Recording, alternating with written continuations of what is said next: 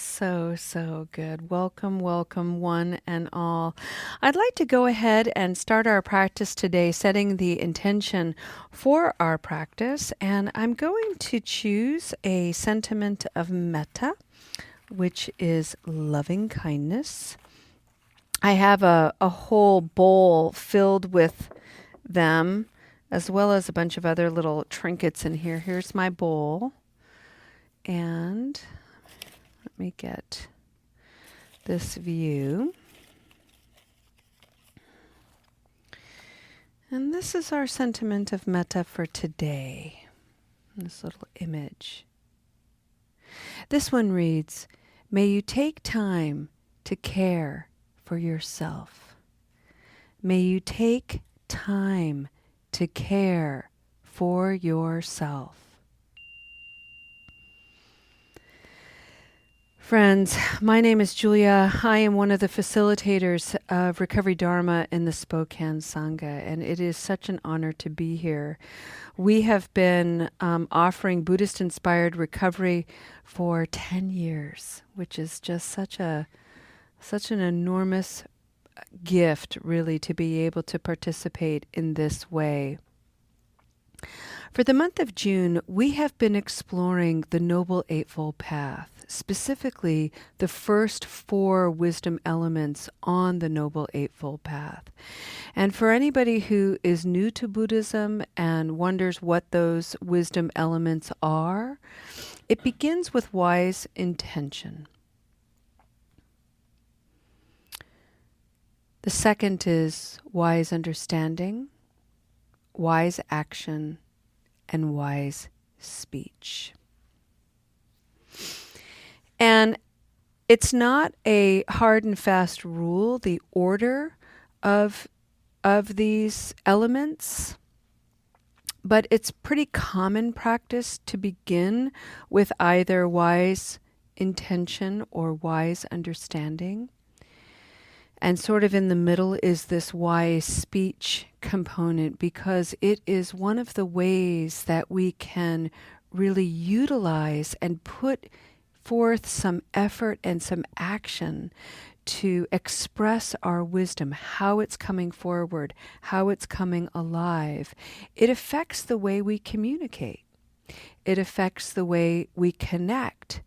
By virtue of our communication. So one of the things that we're endeavoring to do here is to look at that and to mature the way we speak, the way we react, the way we defend ourselves, the way we contribute to conditions that just make things more of the same. So, for example, somebody speaks to us in a hostile, aggressive way. We instantly feel defensive, and we're going to respond and defend ourselves, sometimes rightly, with more hostility and aggression. The practice is to create enough space, to have enough pause, to maybe do something new and different. Why? Because we are here as a result of negative habit energy. We have developed habits that are no longer serving our well-being physically and spiritually and mentally. And those habits are not just related to drugs and alcohol or sex or food or gambling or whatever the maladaptive behavior is. They can come in subtle forms, like the way we are passive aggressive when we feel threatened, or the way we are defensive and tight in our manner of speech when we feel defensive or threatened, or the way we capitulate and acquiesce when we're trying to avoid anything confrontational. It goes on and on and on and on. And so today, I would like to present something new, do something a little bit different. And I'd like to spend this time contemplating the reimagined Noble Eightfold Path. One of the things that I really like to do as part of my practice is to take the language, take the sentiment, and bring it into my own life. Bring it into my contemporary existence and try to find new words, new ways of presenting this ancient wisdom.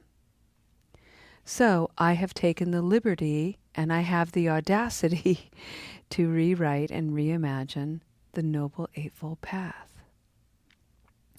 Many of you have heard it begin with the word wise. Wise intention, wise understanding, wise action, wise speech, or the word right, right intention, right understanding, and so on. Today, I'd like to introduce a new word, and that word is the word be, B-E, be. So this is an embodied practice. And it begins with be curious.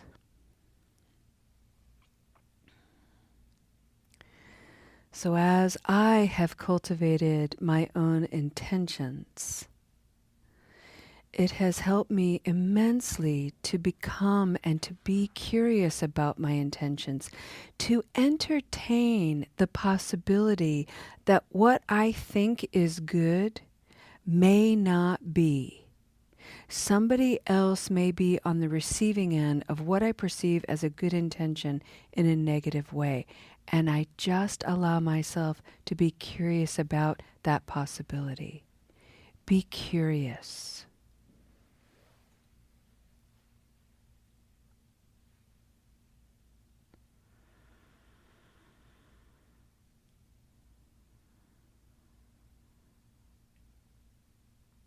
It's such an easy thing to say. It's a little bit of a challenge to enact.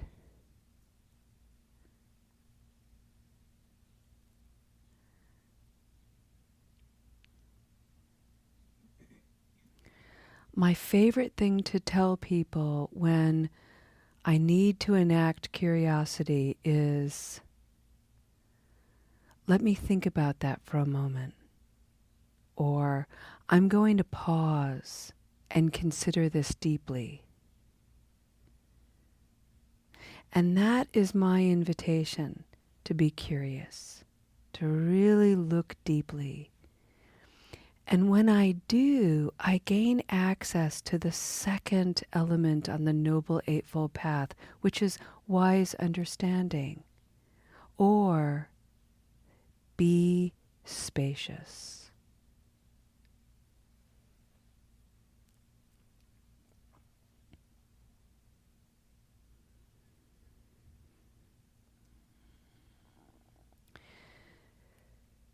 To cultivate space as a spiritual practice is both literal and figurative. So my first person experience with this is when I need to understand something that's complex. I need a lot of space to figure it out. Because usually there are a lot of moving pieces. There's people, there's circumstances, there's perceptions and distortions, there's feelings. That's a lot to work with. And if I work with it in the tight, confining space of my mind, I just become more rigid. And so I have a need, I've observed over the years, to physically, literally put myself in spacious places. I go outside. And I happen to live on a farm, and I have a prairie, so I have access to wide open space. But I encourage everyone to find some space, even to go out on a balcony, to step outside your front door onto a porch or a stoop. Just change your environment to get some space. Helps enormously. Because the conditions of my life need movement. They need some ventilation, as Pema Chodron likes to say. And to ventilate something requires space in order for me to see things clearly. I want to understand something, which means I need to look at it from as many angles as possible. To do that, I need to move. So be spacious.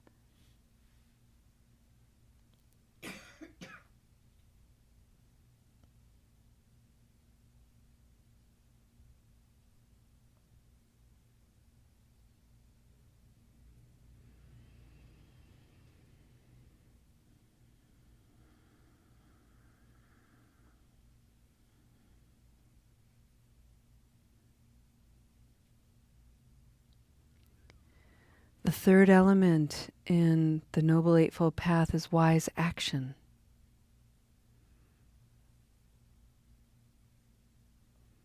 What's the next step? What are you going to do? For me, that's an important thing to consider. However, what I like to wrap my actions in, kind of like a cloak or a shawl, is to be real about whatever it is I'm going to do. So I don't act out of guilt or shame or obligation. I used to, but I don't anymore. And my actions are determined from my discernment so that I can engage and act from a place of realness and authenticity. I don't have to compromise my integrity, and I also don't have to pick up the emotional landscapes or the emotional interiority of other people. My actions may disappoint people. In fact, they do all the time. And that's not my work. Somebody's disappointment, my kids' disappointment because I didn't buy them this, that, or the other thing, is their work. My action is to say no and to create space for them to go do their work.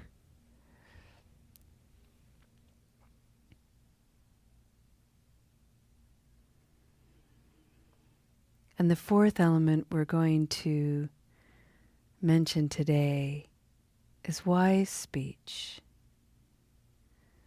And on the Reimagine Noble Eightfold Path, this is about being patient.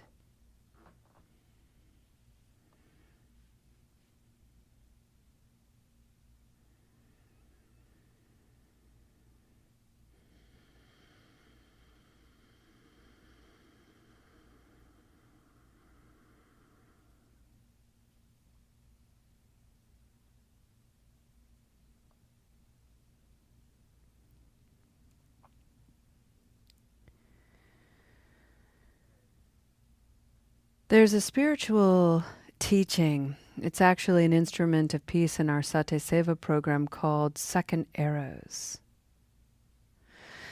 And second arrows are what happens for me when I do something that I'm ashamed of or I'm embarrassed by, something that I feel regret about. Say I missed an appointment, or I did something that was unskillful. I was reactive or impulsive. And in a moment of impatience without creating space around the situation or curiosity, what happens is I start shooting second arrows at myself. This is when I see that I've done something wrong and then I get mad at myself for doing something wrong. I call myself an idiot. I call myself a jerk. And then when I see myself doing that, then I get down on myself for not being more kind. So the arrows are just this bombardment of judgment and self-inflicted shame.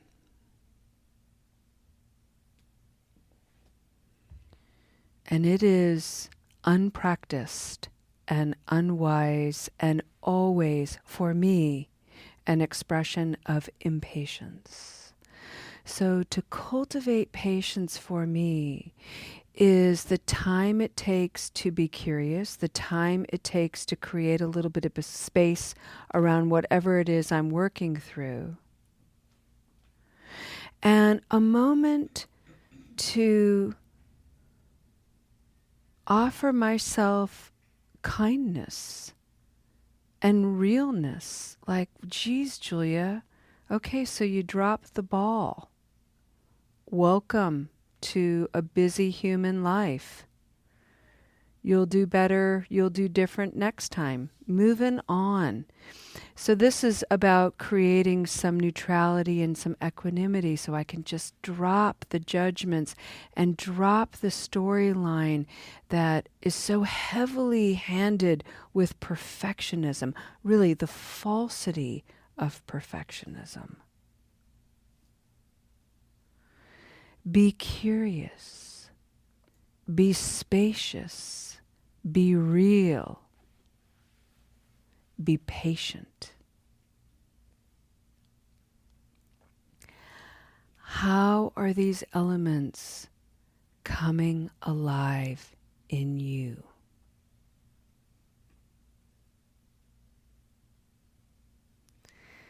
For a few moments of silence, let's enjoy just breathing these ideas. What does it mean to be curious? What does it mean for me to be spacious? What does it mean to be real? What does it mean to be patient? Enjoy your practice.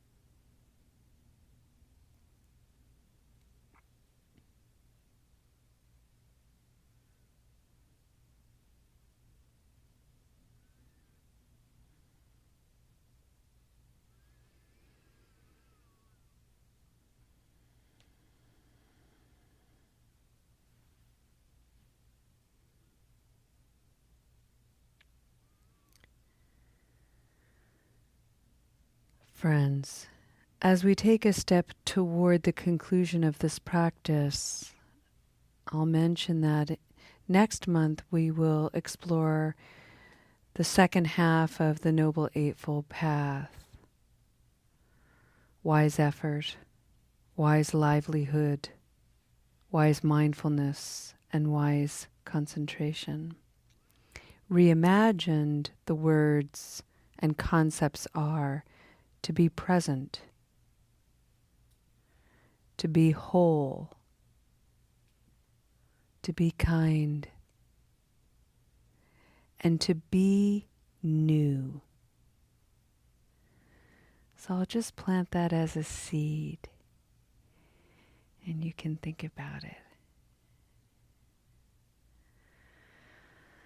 Let's just take a deep breath together, breathing this in as a community, breathing out the care and goodness of being here together.